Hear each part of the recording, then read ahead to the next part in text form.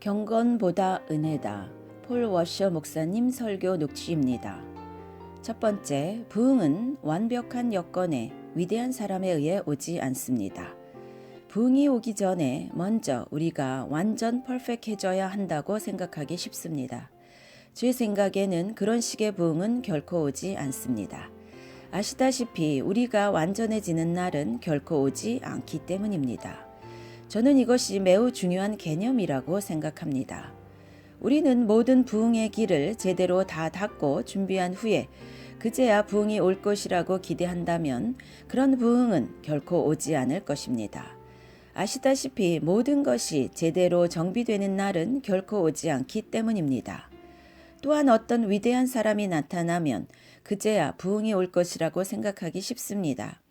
그래서 아직 우리 사회에 부흥이 나타나지 않는 것은 그런 위대한 사람이 아직 나타나지 않기 때문이라고 생각합니다만 저는 믿습니다. 위대한 하나님의 사람이란 존재하지 않았고 앞으로도 존재하지 않을 것입니다. 오직 약하고 죄 많고 깨어졌으며 깨어지기 쉬운 연약한, 때로는 하나님도 의심하는 그런 연약한 사람이지만 하나님의 크신 긍휼을 믿고 의지한 그들에 의해 과거 역사의 부흥은 일어났고 앞으로도 그렇습니다. 두 번째, 부흥은 저와 여러분 같이 연약하지만 그러나 십자가를 믿는 사람들에 의해서 일어납니다. 그래서 우리도 비록 연약한 사람들이지만 갈보리 십자가의 긍휼을 의지하고 부흥을 향해 나아갈 수 있다는 것입니다. 저는 그런 갈보리 십자가를 의지하는 삶을 지난 25년간 살아왔습니다. 그리고 제가 직접 경험해 보았습니다. 저같이 연약한 사람도 갈보리 십자가의 대속과 용서를 의지하고 하나님의 일을 수행해 나아갔을 때 거기에 몇몇 승리를 맛보았고 제 속에 그리스도를 닮아가는 변화도 볼 수 있었습니다. 제가 지금 이 자리에서 여러분께 말씀드리는 것은 제가 지금까지 여러 나라에서 여러 번 하나님의 말씀을 증거하고 다니는 것은 제가 위대하고 잘나서가 아니라 오직 주님의 은혜가 제게 부어졌기 때문입니다. 그것은 주님의 은혜의 공로이지 제 공로가 아닙니다. 제 경건도 아닙니다. 저는 하나님께서 저를 통해 하신 크고 많은 일들을 목격했습니다. 그리고 저는 그 일들을 끝마치고 다시 제 숙소 호텔방으로 돌아가서 마치 아기처럼 웅크려 저는 울부짖을 수밖에 없었습니다. 주님, 제게서 떠나소서. 저는 죄인입니다. 마치 그 일들을 저를 통해 이루시지 말았어야 했다는 식으로 말입니다. 이런 맥락에서 제가 부흥을 위해 계속 말씀드리고 싶은 것은 깨어짐입니다. 저는 제가 약하고 깨어지기 잘하는 사람이기 때문에 이런 말씀을 드릴 수도 있습니다. 겸손하고 깨어진 사람은 그래서 회개하게 되고 주님의 은혜를 간절히 구하게 되고 그런 가운데 하나님의 능력이 위에서 임하는 것입니다. 위대한 사람이 아닙니다. 명백한 것은 상하고 깨어진 심령을 하나님께서 멸시하지 않으신다는 것입니다. 하나님의 구하시는 제사는 상한 심령이라 하나님이여 상하고 통회하는 마음을 주께서 멸시치 아니하시리이다. 시편 51편 17절 말씀. 우리는 성경 말씀, 주님의 말씀을 믿어야 합니다.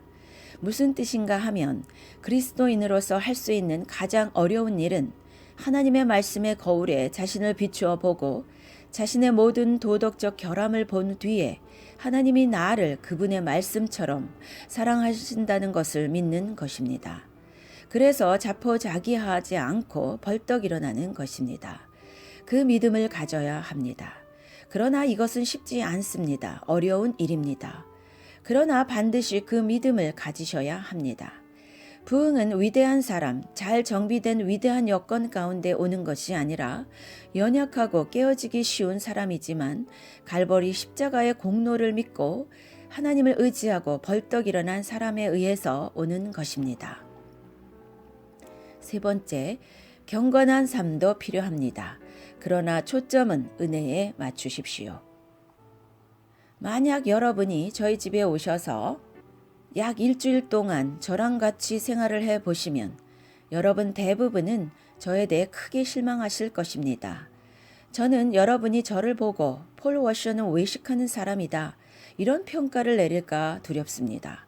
제가 많은 청중들 앞에서는 멋지게 설교하는 사람이지만 제 집에서 생활은 제 멋대로 살아가는 모습을 여러분이 보시게 될까봐 겁납니다. 그래서 제가 항상 집에서도 참된 크리스천의 삶을 살려고 노력하고 있습니다만, 그러나 기대가 큰 만큼 실망도 클 수 있습니다. 세상에 완벽하게 사는 사람은 없다는 뜻입니다. 제 말의 뜻은 그래서 인간은 어쩔 수 없다는 뜻이 아니라 저를 포함한 모든 사람들은 그저 주님의 은혜가 필요한 사람들이라는 사실입니다. 우리가 가정에 돌아가서도 참된 크리스천의 삶을 살아야 합니다. 이것은 대단히 중요합니다. 그러나 그것보다 더 중요한 것은 하나님의 은혜입니다.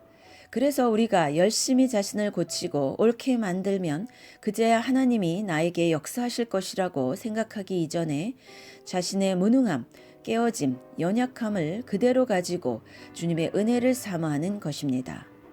그런 사람에게 주님은 임재하시고 친히 들어서 사용하실 것입니다. 저를 보십시오. 이것이 저 폴 워셔 이야기입니다. 경건한 삶은 반드시 필요합니다. 저는 이것을 무시하지 않습니다. 참된 성도는 반드시 경건하게 살게 되어 있습니다. 그러나 거기에는 반드시 주님의 은혜가 함께 있어야 합니다. 저는 제 설교가 저의 경건한 삶에서 나오는 것이라고 생각하지 않습니다. 만약 그렇다면 저는 강대상에서 아무 말도 할 수 없었을 것입니다. 물론 경건한 삶도 필요하지만 그보다 더 필요한 것은 주님의 은혜입니다. 찰스 스펄전이 말한 것처럼 그것은 모두 은혜의 역사입니다. 관련 예화, 풀벌레 소리가 전체 밀림을 변화시킵니다. 여러분, 아프리카 밀림에서 쩌렁쩌렁하는 사자 울음소리와 삐릭삐릭하는 풀벌레 울음소리, 이 둘 중에 누가 소리가 더 클까요? 풀벌레 울음소리가 더 크다는 이야기가 있습니다. 내용은 이렇습니다. 사자 울음소리가 울리는 반경은 어림잡아 1km라고 합니다. 그런데 삐릭삐릭하는 풀벌레 울음소리가 미치는 범위는 반경 10m도 안 됩니다. 그런데 풀벌레의 특징은 한 벌레가 울면 다른 벌레가 따라서 우는 것입니다.